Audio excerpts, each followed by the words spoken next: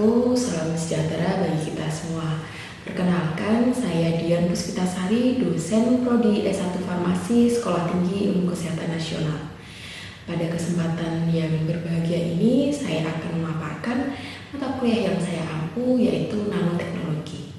Mata kuliah ini dipersiapkan untuk diambil oleh mahasiswa semester 8 dengan bobot SKS 2 SKS.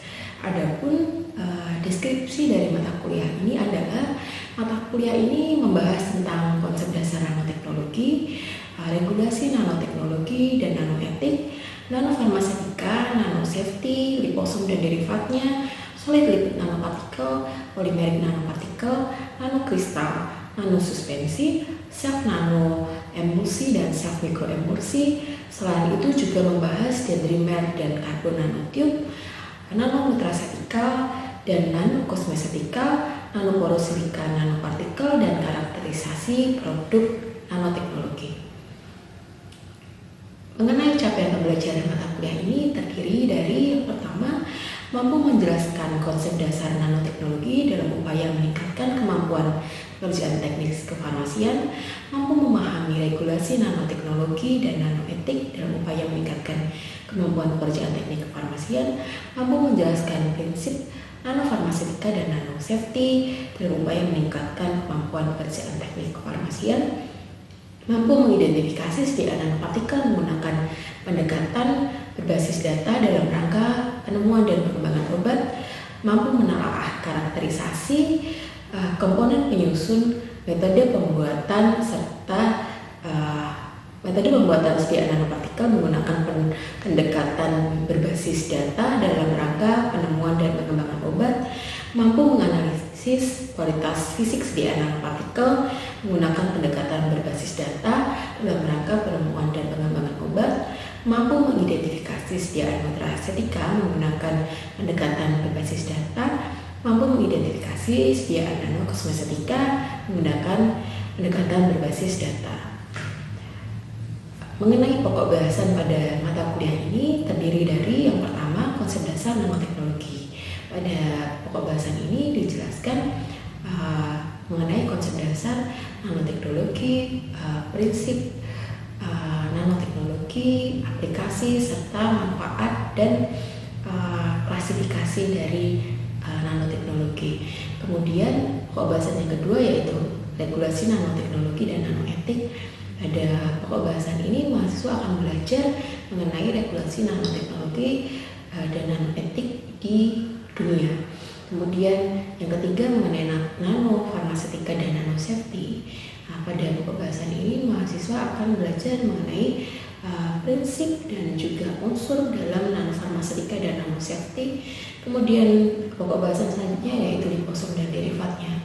Pada pokok bahasan ini mahasiswa akan belajar mengenai sifat dan juga ciri dari liposom dan derivatnya, kemudian kegunaan, manfaat, kelebihan dan kekurangan, komponen penyusun, metode pembuatan, serta cara kontrol kualitas dari liposom.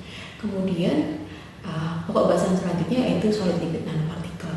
Pada pokok bahasan ini mahasiswa akan belajar mengenai sifat atau ciri dari solid lipid nanopartikel, kemudian manfaat, kegunaan, dan juga komponen penyusun, cara pembuatan, serta cara kontrol kualitas dari solid lipid nanopartikel. Kemudian polimerik nanopartikel, mahasiswa akan belajar mengenai prinsip atau sifat dari polimerik nanopartikel, kemudian klasifikasi dari polimerik nanopartikel, bahan penyusun, cara pembuatan, serta cara kontrol kualitas dari polimerik nanopartikel. Kemudian pokok bahasan selanjutnya adalah nanokristal. Pada pokok bahasan ini mahasiswa akan belajar mengenai sifat, kemudian kegunaan atau manfaat dari nanokristal, kemudian komponen penyusun, cara pembuatan, serta cara kontrol kualitas dari nanokristal.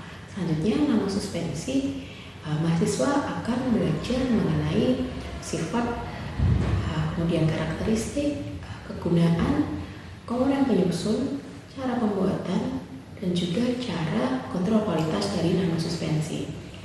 Kemudian pokok bahasan yang selanjutnya yaitu self nanoemulsi dan self mikroemulsi.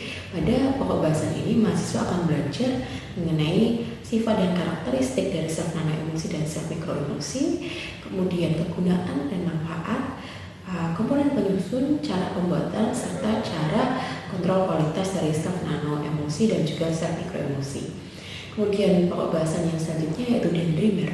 Pada pokok bahasan ini mahasiswa akan belajar mengenai sifat dan karakteristik dari dendrimer, kegunaan, kemudian cara pembuatan, komponen penyusun, dan juga cara kontrol kualitas dari dendrimer.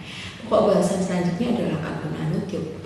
Karbon nanotube ini mahasiswa akan belajar mengenai karakteristik atau sifat dari karbon nanotube, kelebihan dan manfaat dari karbon nanotube, kemudian komponen penyusun, cara pembuatan, dan juga cara kontrol kualitas dari karbon nanotube. Selanjutnya, pokok bahasannya adalah nanoporus silika nanopartikel. Pada pokok bahasan ini, mahasiswa akan belajar mengenai sifat dan karakteristik dari nanoporus silika nanopartikel, kemudian kegunaan, komponen penyusun, cara pembuatan, dan juga kontrol kualitas dari nanoporus silika nanopartikel. Kemudian pokok bahasan selanjutnya adalah nanonutraceutical. Nah, pada pokok bahasan ini mahasiswa akan mengenal apa itu nanonutraceutical, kemudian klasifikasi, manfaat, dan juga aplikasi dan cara pembuatan serta kontrol kualitasnya. Begitu juga dengan pokok bahasan yang terakhir yaitu nanokosmetika. Pada pokok bahasan ini mahasiswa akan mengenal apa itu nanokosmetika, klasifikasi, komponen penyusun, prinsip pembuatan, dan juga kontrol kualitasnya.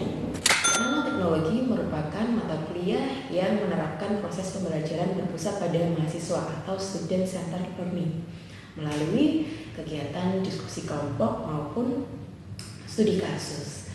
Pada mata kuliah ini menggunakan model pembelajaran flip classroom, di mana mahasiswa sebelum perkuliahan di kelas dimulai diharapkan dapat belajar dari tugas maupun materi yang telah di-share oleh dosen sebelumnya pada aplikasi Google Classroom yang telah terintegrasi dengan Learning Management System dari Sekolah Tinggi Ilmu Kesehatan Nasional, sehingga diharapkan mahasiswa lebih aktif dalam proses pembelajaran dan capaian pembelajaran mata kuliah dapat tercapai dengan optimal.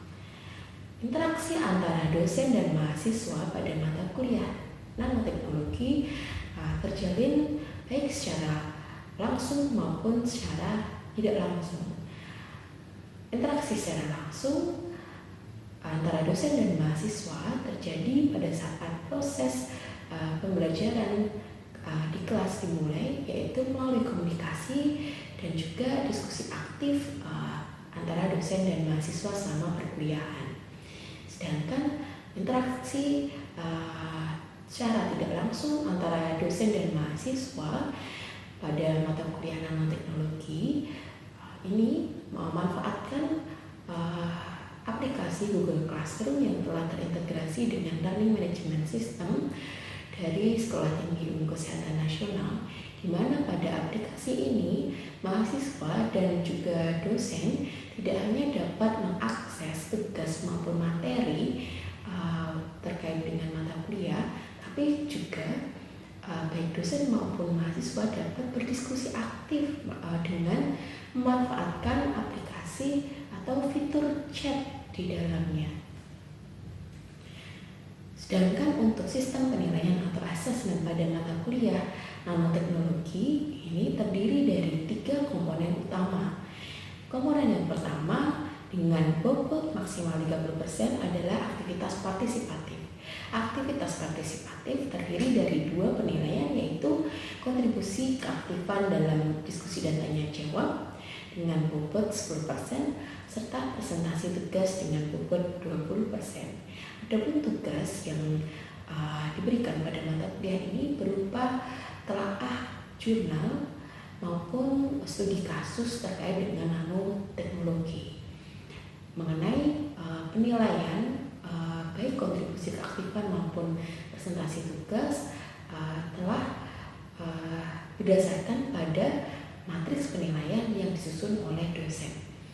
Kemudian komponen penilaian yang selanjutnya adalah ujian tengah semester dengan bobot maksimal 35%. Sedangkan komponen penilaian yang terakhir yaitu ujian akhir semester memiliki bobot maksimal 35%. Berikut saya tampilkan cuplikan kegiatan tatap muka di kelas kuliah nanoteknologi. Silahkan disimak. Selamat siang kepada para mahasiswa. Siang, Bu. Gimana kabarnya hari ini? Kalian belajar. Jadi sesuai dengan yang sudah kita sepakati bersama di kontrak perkuliahan yang lalu, yang kalian bisa akses juga kontrak perkuliahannya di LMS kita. Hari ini kita masuk ke pendahuluan mengenai nano partikel ya. Sebelum memulai, saya ingin memastikan dan ingin mengingatkan kalian untuk mengisi presensi yang sudah tersedia di LMS. Kemudian sesuai dengan apa yang sudah kita rencanakan, hari ini kita akan belajar mengenai nanopartikel, mengenai teori atau materi dari pokok bahasan hari ini sudah saya upload di Google Classroom untuk mata kuliah kita ya. Oke, kita langsung saja. Sepertinya ya hari ini tadi bahasan untuk perkuliahan nanoteknologi adalah pendahuluan mengenai nanopartikel. Untuk materi hari ini kurang lebih saya ambilkan dari jurnal berikutnya yang judulnya adalah Nanoparticulate Drugs dari Polysystem, a Novel Approach. Ya, sebagai pendahuluan kita akan mulai dari definisi terlebih dahulu ya. Jadi nanopartikel sendiri atau secara penggambaran nanopartikel sendiri adalah formulasi suatu partikel yang terdispersi pada ukuran nanometer. Nah, ukuran nanometer itu sendiri itu berada pada skala antara 1 sampai 1000 nanometer. Ya, kemudian ya kalian bisa lihat di PowerPoint di atas beberapa sumber menyebutkan bahwa nanopartikel sendiri itu akan menunjukkan sifat khasnya pada ukuran diameter di bawah 100 nanometer. Sebagai perbandingan, sekecil apa sih ukuran nanopartikel sendiri? Nah, di slide ini juga terdapat tabel beberapa objek ya. Mulai dari yang pertama itu ada atom karbon. Kalian tahu ya atom karbon ukurannya seberapa sih? Nah, atom karbon ini ukurannya 0,1 nanometer. Kemudian DNA pernah lihat DNA belum? Nah, waktu di biologi molekuler ya pasti sudah mengenal mengenai DNA. Nah, DNA ini kan struktur terkecil dari kehidupan ya. Jadi di sana ada materi genetik terkecil gitu. Jadi sekecil apa sih? Nah, untuk DNA double helix sendiri itu diameternya sekitar 3 nanometer, kecil ya. Kemudian ribosom ini ukurannya 100 nanometer, 10 nanometer. Kemudian virus ini ukurannya 100 nanometer. Kemudian bakteri itu ukurannya 1000 nanometer. Kemudian sel darah merah itu sekitar 5000 nanometer. Kemudian diameter rambut manusia ya, yang kalau kalian lihat sendiri kan sebenarnya kecil sekali ya, walaupun tipis. Ternyata cukup besar diameternya, yaitu 50.000 nanometer. Kemudian resolution dari mata manusia itu sekitar 100.000 nanometer ya.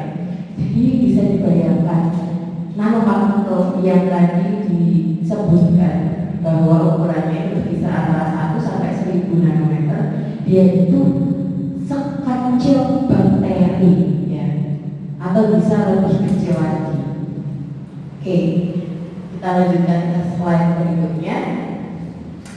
Nah, mengenai gambar skematik nanopartikel ya, ini kalian bisa lihat di depan. Nanopartikel sendiri itu bisa dibagi menjadi dua, yaitu sistem nanokapsul dan juga nanosfera. Ya. Ada yang tahu berdasarkan gambar ini bedanya apa antara nanokapsul dan juga nanosfera? Ada yang tahu? Gimana Pak Dewi? Di bagian ininya terdapat apa itu? Jadi apa titik-titik merah itu kita asumsikan sebagai obat. Coba dikira kata-katanya. Jadi bedanya antara nanosfera dan juga nanokapsul itu apa? Menjadi obat itu kan ada tersebar. Kalau yang nanokapsul itu kayak ada kayak suatu yang berkumpul jadi satu. Oke. Saya dapat poinnya ya, jadi kurang lebih sudah tepat ya. Jadi bedanya adalah letak bahan obatnya atau zat aktifnya. Kalau nanokapsul itu tersentralisasi di pusat nanopartikelnya, jadi kita lokalisasi di dalamnya, di bagian intinya. Tapi kalau nanosfera dia terdispersi di seluruh bagian dari nanopartikel, gitu ya. Kurang lebih kalau kalian potong secara melintang gitu ya, bisa dilihat kalau yang nanosfera ini adalah sistemnya matriks. Jadi bahan obatnya itu tersebar di dalam nanopartikel ya, di seluruh bagian nanopartikel. Tapi kalau untuk nanokapsul atau kita sebutnya sebagai sistem reservoir, jadi obatnya atau bahan khasiatnya itu terpusat pada intinya, gitu ya. Bisa diikuti ya, kita langsung lanjut saja. Sebelum kita masuk ke tujuan kemudian fungsi, mungkin ada yang sudah pernah tahu apa saja tipe-tipe atau contoh nanopartikel. Mungkin saya minta 3 mahasiswa untuk menyampaikan hasil belajar mandirinya, karena minggu lalu sudah saya bagikan materinya ya. Dan di sini ada beberapa contoh. Gitu. Mungkin ada, saya minta 3 mahasiswa sebagai sukarelawan menjawab. Silakan Mbak berdiri ya.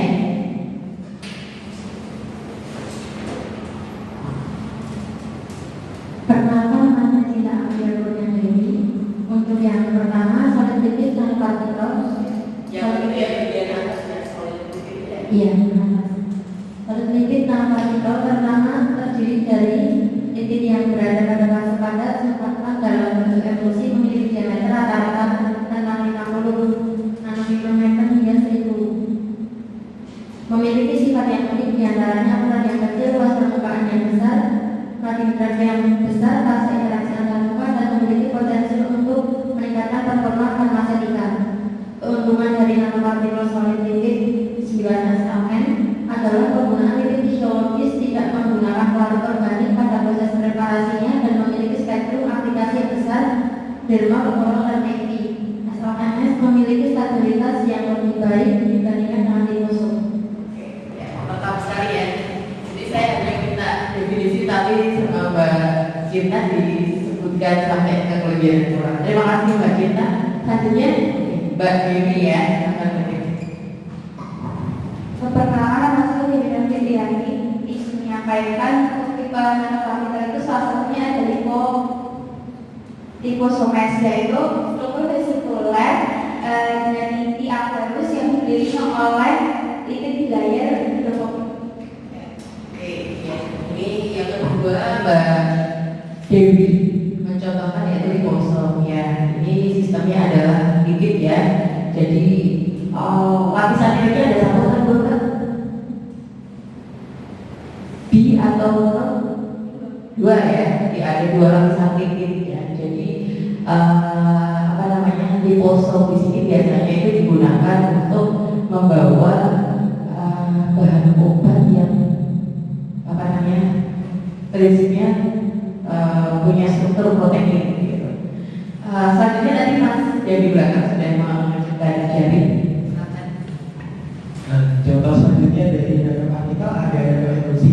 Sebenarnya pengertian dari nanoemulsi itu adalah suatu sistem pengantar obat yang terdiri dari fase minyak dan juga fase air. Nah, untuk ukuran rata-rata itu umumnya di kisaran 100 nanometer hingga 500 nanometer dan dapat membentuk sistem emulsi minyak dalam air maupun air dalam minyak. Dan tadi kan di awal untuk nanoemulsi ini terdiri dari dua fase, ada fase minyak dan juga air.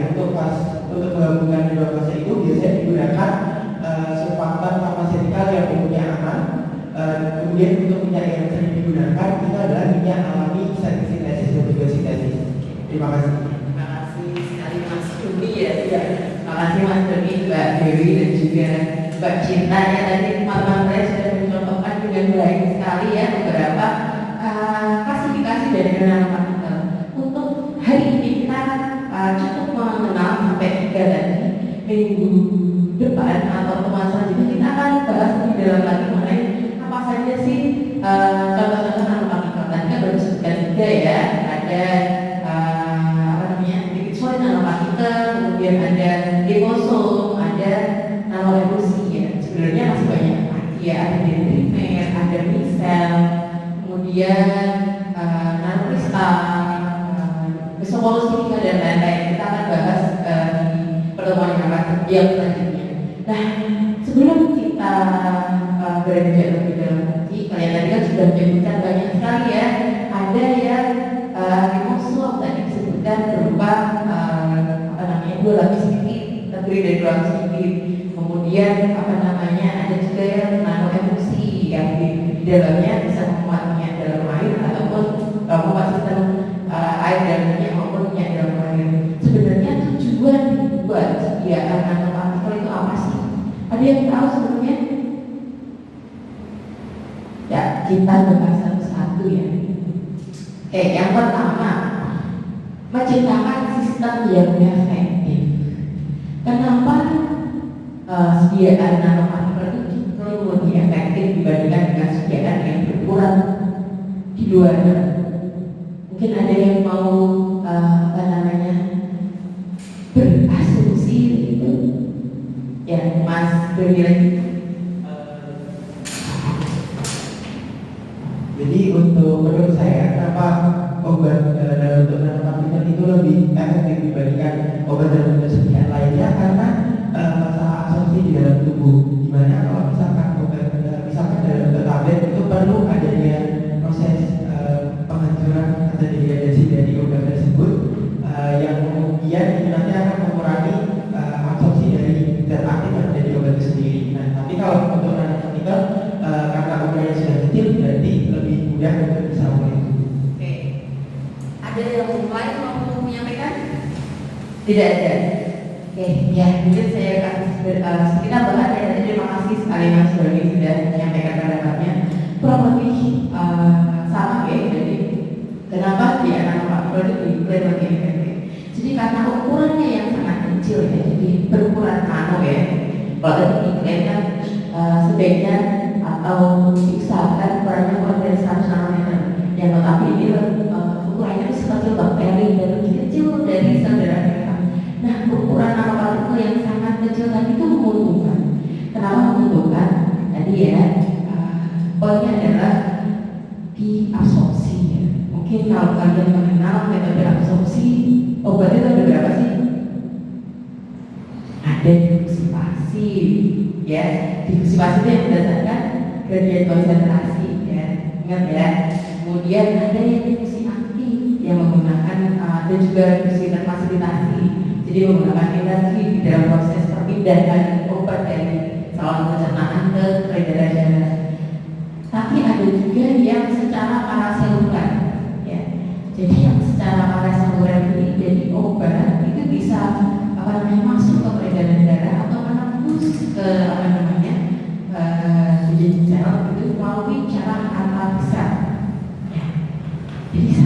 kecilnya ukuran obat tadi itu memungkinkan si obat tadi itu bisa berpindah dari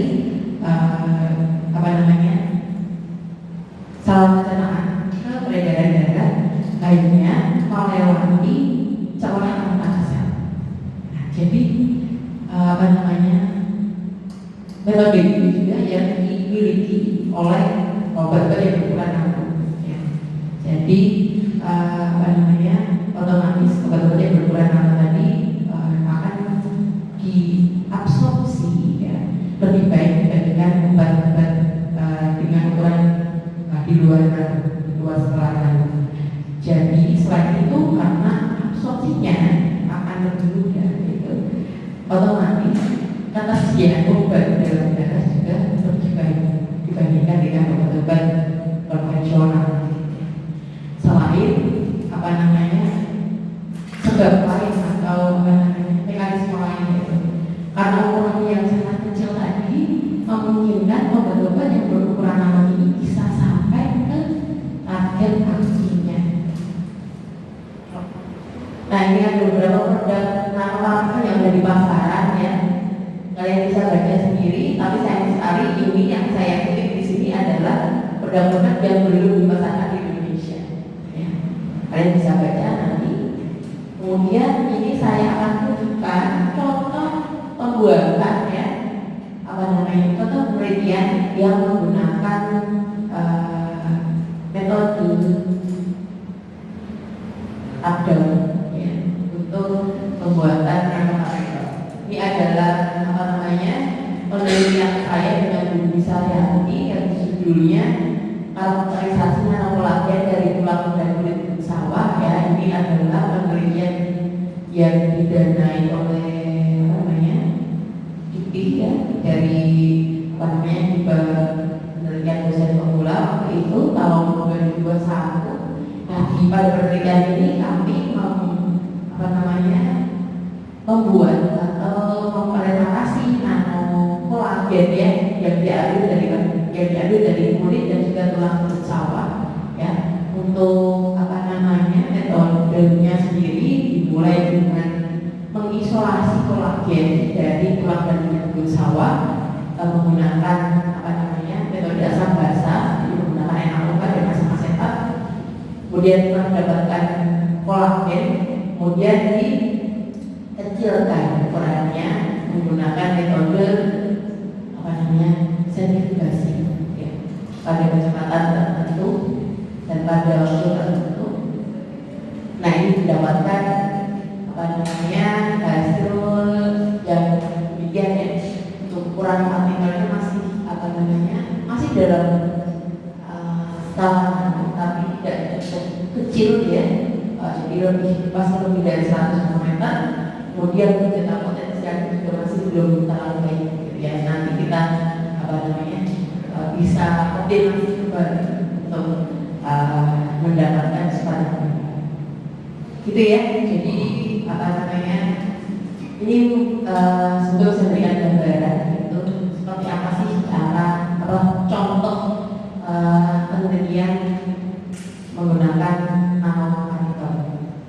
Ya, saya kira untuk hari ini cukup sekian dulu ya, kita sambung di pertemuan selanjutnya. Apakah ada pertanyaan? Belum ada ya. Jadi kalau gitu saya cukupkan sampai di sini. Terima kasih atas